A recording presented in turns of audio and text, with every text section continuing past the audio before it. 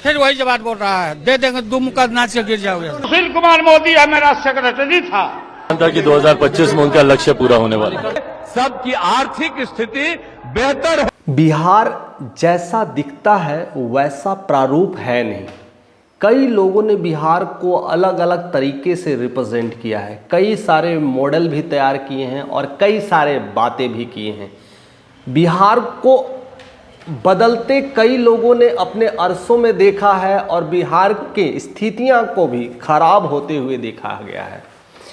बिहार का जिस तरह से एक वर्चस्व था, बिहार का एक तरह से जो नाम था, वो धीरे धीरे कैसे ख़त्म हो गया और फिर धीरे धीरे कैसे उठा और फिर धीरे धीरे समा गया, ये बहुत एक पुरानी हिस्ट्री बन के रह गई है। और इसी हिस्ट्री को अब कहीं ना कहीं विलीन होता हुआ दिखाई दे रहा है।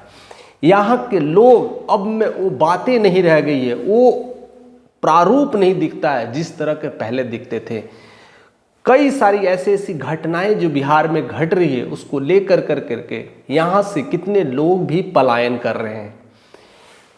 उसके पीछे कई सारी घटनाओं को अंजाम, कई सारी राजनीतिक माहौल का अंजाम और कई सारी पार्टियां और कई सारे दबदबा माहौल और उसमें जाति का समीकरण, ऐसा है बिहार का इतिहास। और यही इतिहास को अब बदल पाएगी या नहीं बदल पाएगी, यह सरकार के लिए एक बड़ी चुनौती है। हाल ही में ये सब चुनाव का जो माहौल चल रहा है, ऐसा माहौल में बिहार कहीं ना कहीं इस चीज़ों को लेकर के काफ़ी कुछ उत्साहित है और बिहार के जनता में भी ये बहुत उत्साह है कि हम अब बदलेंगे, अब नया चीज़ होगा, अब हम यहीं रहेंगे और यहीं से काम करेंगे, अपने माँ बाप के साथ रहेंगे और बिहार की धरती में कुछ नया करने की बौखलाहट है। बट क्या यहाँ की सरकार उतनी एक्शंस ले पा रही है? क्या जो सरकार जो करंट में है, जो हमारे नीतीश कुमार है, उतनी एक्शन ले पा रहे हैं? जो जनता यहाँ के डिमांड कर रही है क्या उसको पूरी कर पा रहे हैं, या फिर वैसे प्रारूप लगा करके बस उसको कहते न है दाल रोटी खिला कर करके ही ऐसे सलटा रहे हैं? बहुत सारी बातें हैं। क्या इससे पीछे की जो सरकार है वो सारी चीज़ें कर पाई? यह सब या जब आने वाली जो सरकार होगी वह सारा कुछ निर्भर करता है, कुछ हम जनता पे निर्भर करता है कि हम अपने सरकार कैसे लाते हैं। बट हम बात करने वाले हैं बिहार की, जो बिहार की स्थितियां रही है। 1990 की बात है, उस समय जब झगड़े हो जाते थे तो लाठियां निकल जाती थी और किसी किसी के पास राइफल हुआ करता था तो वही दबंग हुआ करता था। जिसके घर में ज़्यादा से ज़्यादा जनसंख्या है वह पार्टी मजबूत हुआ करती थी और वही जीतती थी। लेकिन साल दर साल, दशक जो समय है बदलाव लेते गया है और बिहार में बहुत सारे चेंज आते गया है। पहले अपर कास्ट और लोअर कास्ट की भी एक बहुत बड़ी लड़ाई चलती थी, जिसकी ज़्यादा ज़मीन, वो जिसकी ज़्यादा लाठी उसकी ज़्यादा ताकत होती थी। और ऐसा भी कहा जाता था जिसकी ज़्यादा भैंसें हैं वही ज़्यादा मजबूत होती थी। ऐसे सारी बातें होती थी और यही करीब देखा गया है 1990 में। 1990 के दौरान, 1980 के दौरान ऐसा कई बार हुआ है कि जो लोग मजबूत होते थे किसी का ज़मीन हथिया लेते थे और उस पर कब्जा कर लेते थे और जो कमज़ोर पार्टियां होती वो देखते रह जाती थी। अंत में किसी न किसी का सहयोग लेकर के, किसी न किसी अलग पार्टियों का सहयोग लेकर करके वो अपनी ज़मीन को कब्जा करती थी। लेकिन उसमें कई डर रहता था, उनकी जान माल की नुकसान का डर रहता था, उसका कब क्या हो सकता था, कब इनकाउंटर हो सकता है, कोई नहीं जानता था। ऐसा बिहार का प्रारूप था, ऐसा जंगल राज था, ऐसा आतंक था कि हम अपने जमीन पर हल नहीं चला सकते हैं, हम अपने जमीन पर फसल नहीं उगा सकते हैं, ऐसी स्थितियां थी। लेकिन इतने दशकों में आज बिहार में क्या बदला है? उस समय भी 1990 में लोग थे, आसपास रहते थे, सब कुछ चल रहा था, लेकिन पलायन तब से स्टार्ट होना शुरू हो गया था। ऐसी स्थितियां बनती गई, लूटपाट की घटनाएं घटने गई। आप पैकेट में 10,000 5,000 ले कर करके भी नहीं निकल सकते थे, आपके पीछे कोई ना कोई लगा होता था। ऐसी सारी चीज़ें आज से 10-15 साल में भी पहले ये सारी चीज़ें देखा गया है। जब आप बैंक से पैसे निकालते हो तब भी आपके पीछे कोई ना कोई लगा होता है कि आप वहाँ से जब घर आते हो तब आप सेफ नहीं हो और आपके पैसे भी सेफ नहीं हैं। कब कौन आपके पास ऐसे लगा सकता है और सारे पैसे और सारे खजाने गायब, आपकी सारी मेहनत की कमाई कब उड़ जाती थी पता भी नहीं चलता था। तो ऐसा बिहार का प्रारूप रहा है, लेकिन हम बिहार का प्रारूप अब हम कैसे देख पा रहे हैं, यह काफ़ी चीज़ें चुनौतियां बन गई है जो पहले थी। इसलिए कई लोग, हमारे बुजुर्ग लोग होते हैं, हमारे दादा लोग होते हैं, जो हमारे अगर चैनल पे होंगे तो ज़रूर कमेंट करके बताइएगा, अगर जो दादा लोग होंगे वो कहते थे पहले वाला बिहार अच्छा था, पहले बहुत कुछ ठीक था, खुशहाली थी, लेकिन उसमें ये जो प्रॉब्लम्स था उस प्रॉब्लम्स को ज़्यादा डिस्कस नहीं कर पाते थे, क्योंकि उससे जो ज़्यादा जो प्रॉब्लम्स अब भी खड़ी हो रही है। पहले किसी और बात को लेकर के प्रॉब्लम्स थी, समस्याएं थी, आज भी वो समस्याएं दिन पे दिन पनपती जा रही है। इसलिए एक एज गैप का भी प्रारूप बन गया है। जो पहले बड़े और छोटे में जो प्यार था, माहौल था, वो सारी चीज़ें खत्म हो गई है। ऐसा नहीं है कि पहले नहीं था, मैंने पहले भी वो सारी चीज़ें महसूस किया है। आप 2000 की बात करें, आज से 24 साल पहले चले जाएं, फ्लैशबैक में चले जाएं, तो वो सारी घटनाएं आपको दिखाएगी कैसे लोग एक साथ मिल करके भी ड्रिंक किया करते थे, एक जगह मिल करके ड्रिंक करते थे, नशे करते थे। ये सब सारी घटनाएं हैं। उस नशे में भी कई लोग रोड पे सोए नजर आते थे, ऐसे ही पड़े रह जाते थे। उसके पीछे को लेकर के कई परिवार भी कई सारी समस्याओं से गुजरते थे।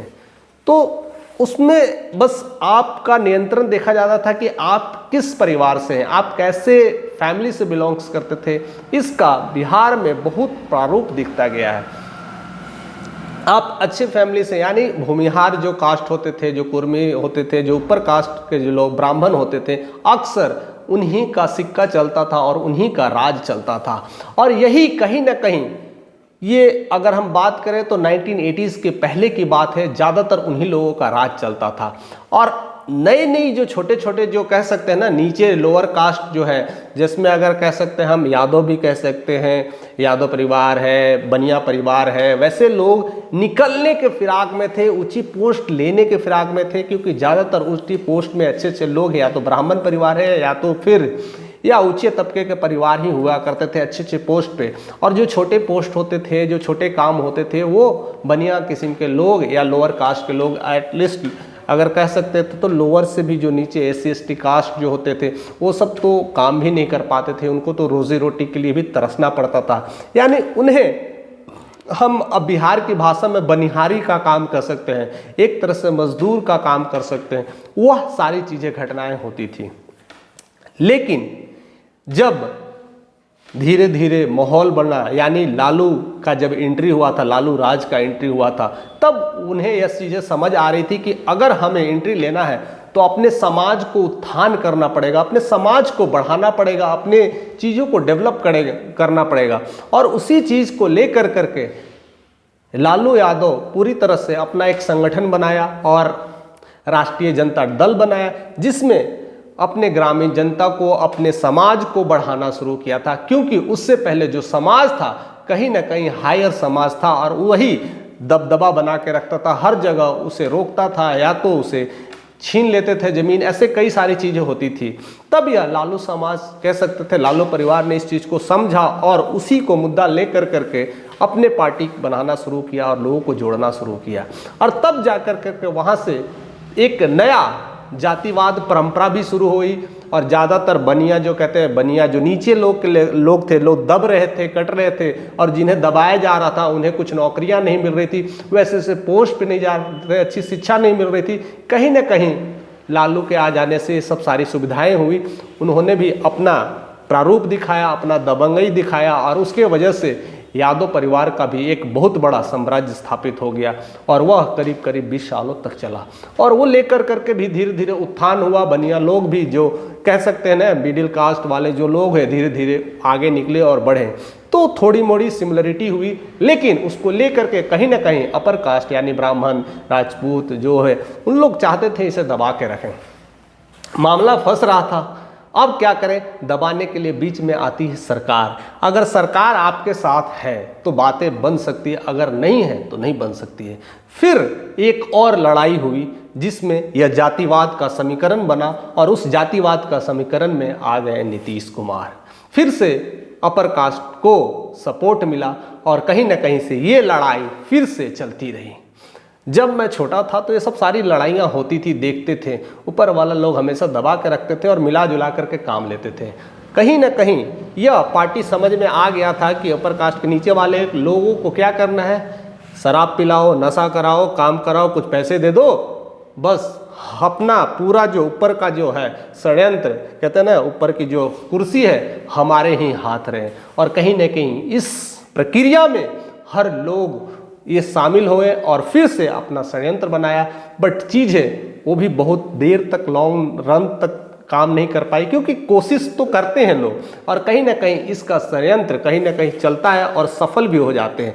बट इसी में चीज़ें बदलती है। कई लोग जब बाहर कमाने जाते हैं तो कुछ पैसे आ जाते हैं, तब यहाँ पर कुछ करने की कोशिश करते हैं तो फिर से वही प्रॉब्लम्स हुआ था जो 1980s में हुआ था। यानी नीतीश के सरकार आ जाने के बाद फिर से वो घटनाएं शुरू हो गई। कुछ डेवलपमेंट हुआ, लेकिन डेवलपमेंट कुछ अपने फायदे के लिए भी किया जाता है, उसमें किसी और का भी हो जाता है।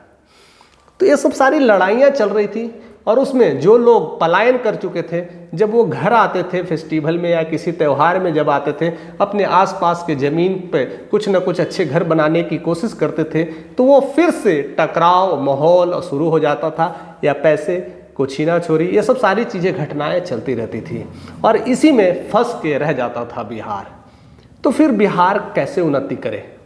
अब यहाँ पर आती है कि आप सरकार तो अच्छी चीज़ के लिए ही बनी है, लेकिन जातिवाद की जो समीकरण है जो बिहार में चीज़ों को खराब कर रखी है, वह सब कुछ बिहार को डुबा रखी है और वही अभी तक फैसला यही चल रहा है। आज भी लोग जातियों के नाम पे लड़ रहे हैं, आज भी ये सब सारी जातियां अपर कास्ट लोअर कास्ट लेकर के लड़ रही है, लेकिन मिला कुछ नहीं, पलायन के सिवा और कुछ नहीं मिल रहा है। बट इसे कैसे दूर करें? क्या इतनी सारी पार्टियां आपस में लड़ रही है और उसके लेकर के हम दोनों कट रहे हैं तो क्या मिलेगा? हमें जातियों को समीकरण जो है इसको कम से कम इससे उठना पड़ेगा, लेकिन कैसे? उठ नहीं रहे। तो आती है उसके बाद नीतीश की सरकार, बहुत सारी कोशिश की, लेकिन कहीं ना कहीं अपर कास्ट का जरिया था, उसके बीच में फिर से ये अपर कास्ट लोअर कास्ट के बीच गठबंधन, कहते हैं ना, गठबंधन होता है, क्योंकि नीचे वाला भी ऊपर आना है, कुछ कमाना शुरू किया, तो लेकर के आपस में खींचातानी शुरू हुई और इसको लेकर के सरकार में भी बगावत हुई, क्योंकि उस समय तक 2 सरकारें हो गई थी, अपर कास्ट के भी लोअर कास्ट के भी। तो ऐसे बिहार के राजनीतिक माहौल बदलते गया, लेकिन उस माहौल में क्या बिहार फिर से दब गया? होना था कुछ और, लेकिन होने लगा कुछ और। फिर दोनों पार्टियां मिलकर करके एक अपनी इच्छाएं पूरी करने लगे, अपनी राजनीतिक रोटियां सेकने लगे और फिर वैसे ही क्या, वैसे ही सिचुएशंस पड़ा रह गया। कुछ डेवलपमेंट के नाम पे कुछ हो रही थी, लेकिन ऐसी कई सारी स्टेट को हमने देखा है जो, बिहार तो खैर बहुत ज़्यादा, कहते पढ़े लिखो, उस समय समझ पॉलिटिक्स हर चीज़ का था, उससे ज़्यादा जो चीज़ जहाँ पर नहीं था वो लोग ज़्यादा डेवलप कर गए, वो लोग अच्छे कर गए। और यहाँ धीरे धीरे लोगों को एजुकेशन के मामले में धीरे धीरे कमज़ोर करते गया। ये अपर कास्ट को लोगों को समझ में आ गया, अगर ये बराबरी कर रहे हैं तो करने दो, इनको शिक्षा ही अच्छा ना दो। अगर शिक्षा अच्छा नहीं मिलेगा तो फिर से दब जाएंगे। और देखिए यही हो रहा है आज, पिछले कई दशकों से देख रहे हैं, स्कूल्स में पढ़ाई के नाम पे जीरो है।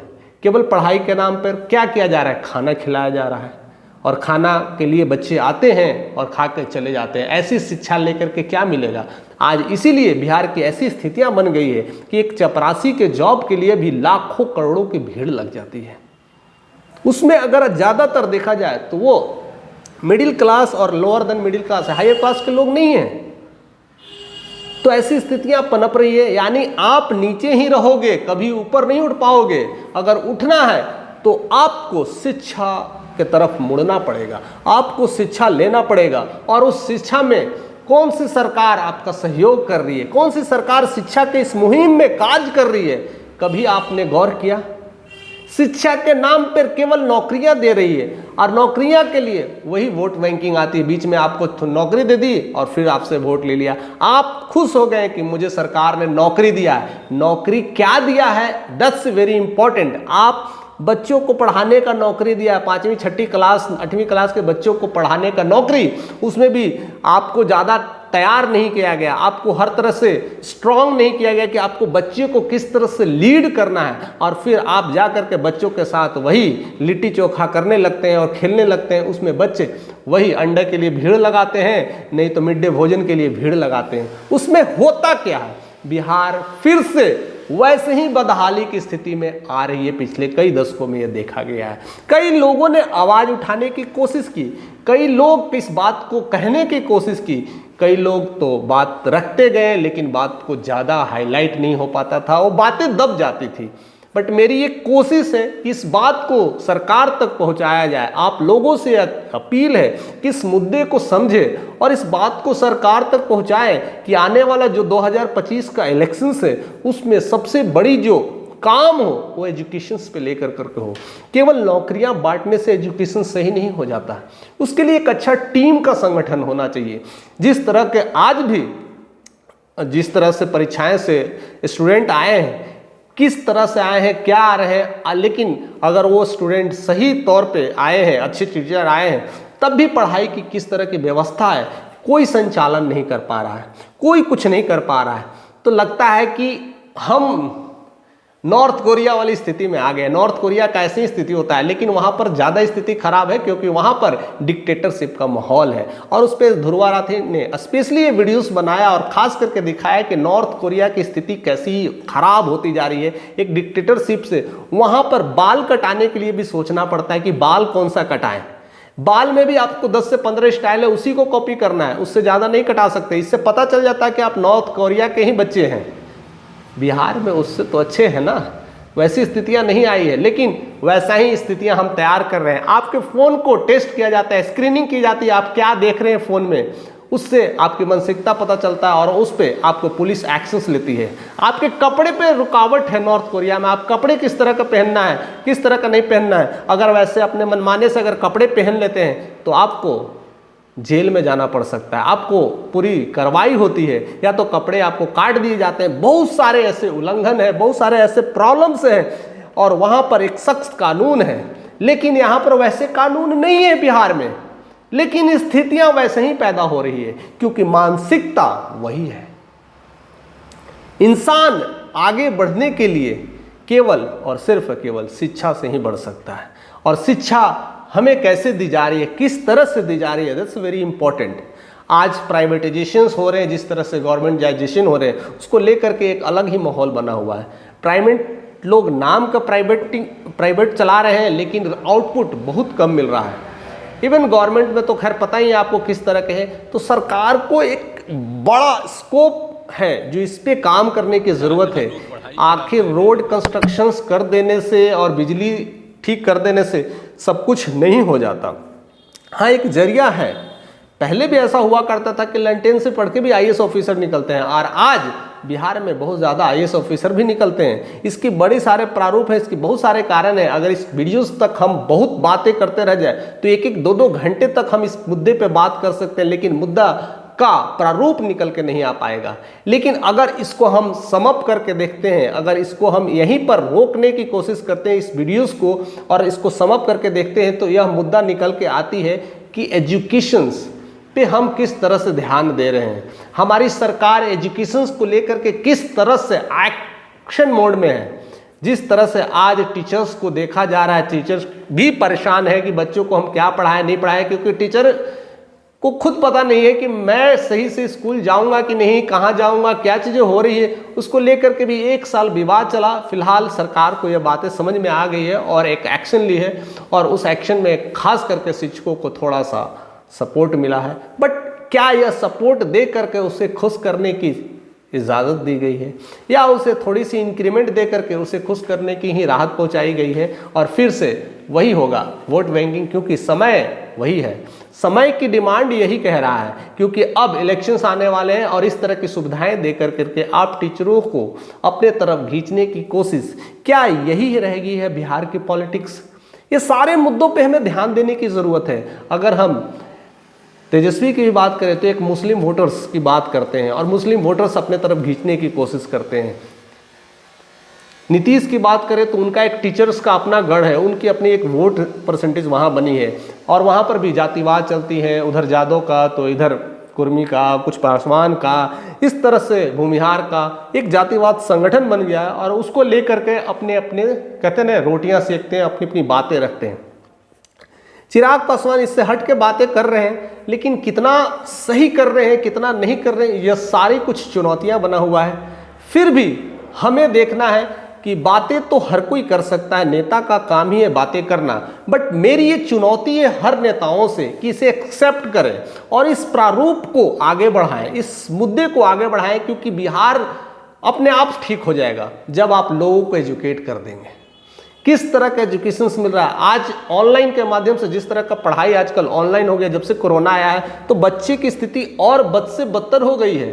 कुछ परसेंटेज अगर कहा जाए तो अच्छे हुए हैं, अगर पढ़ने वाला कुछ ऐसे हैं जिनके घर पे केयर टेकिंग माहौल है और सब कुछ दिया जा रहा है तो बच्चे तो अच्छे निकल जा रहे हैं। लेकिन मैं परसेंटेज की बात कर रहा हूँ, 80% जो बच्चे हैं वो तो पढ़ाई से दूर ही जा रहे हैं। उसका प्रारूप क्या है? कोरोना में सबको फ़ोन धरा दिया गया और उस फ़ोन का असर इस तरह से पड़ गया कि लोग उसे छोड़ नहीं पा रहे, और उसका असर मैंने कई बार हॉस्पिटलों में देखा है कि कई सारे बच्चों को आँख की लाइन लगी है, आँख बनवाने की लाइन लगी है, किसी को मानसिक तनाव आ गए, हेडेक्स आ गए, कई सारी प्रॉब्लम्स और कई सारी समस्याएं हो गई है। और लोग अब धीरे धीरे रोजगार की तरफ खोज रहे हैं और रोजगार नहीं मिल रहा है तो फिर ये सोशल मीडिया एक बहुत बड़ा एक माया जाल की तरफ बन गया है। लोग हर कोई सोशल मीडिया पर कई साल बर्बाद करते हैं लेकिन कुछ मिलता नहीं है, क्योंकि उसे ये पता नहीं है कि मैं सोशल मीडिया पर कैसे स्टिक रहूं। उसके लिए भी सही एजुकेशन की जरूरत है और एजुकेशन मिल ही नहीं रहा है। तो फिर आप विकास की मॉडल करते हैं, एक बिहार की न्यू विकास मॉडल तैयार करने की बात करते हैं, उसमें सबसे बड़ा काम एजुकेशन का है। और जो शहरों में मिल रहा है क्या वो ग्रामीण क्षेत्रों में मिल रहा है? यह भी एक बड़ी चुनौती है, क्योंकि ग्रामीण क्षेत्रों में बहुत सारी ऐसी स्थितियां आ गई है, जब आप देखते हो तो बच्चे को देख के लग जाता है कि इनका भविष्य अब क्या हो सकता है, ये लाइफ पे कुछ कर पाएंगे कि नहीं, यह बड़ी चुनौतियां बन जाती है। आप अगर आप विजिट करते हैं, गांव-गांव देखते हैं और समझते हैं, अगर ऐसा कोई टीम तैयार करते हैं तो आपको पूरी क्लियर डाटा मिल जाएगी कि क्या हो रहा है बच्चों के साथ। आज उसे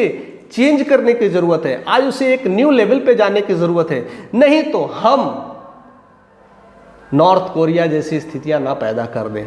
अरे ऐसी स्थितियां हो जाएगी तो भारत केवल नाम का भारत रह जाएगा, एक सोने की चिड़िया कहने वाला सोने की चिड़िया ही बन के रह जाएगा। ऐसा पहली बार नहीं है, ऐसा कई बार जगह देखा गया है। और बिहार स्पेशली हर चीज़ों के लिए नाम से जाना जाता है। यहाँ एजुकेशन का हब हुआ करते थे, लोग दूर दूर सिर्फ शहरों से नहीं दूर दराज देशों से आते थे और यहाँ पर शिक्षा पाते थे। आज वही शिक्षा के लिए तरस रहा है।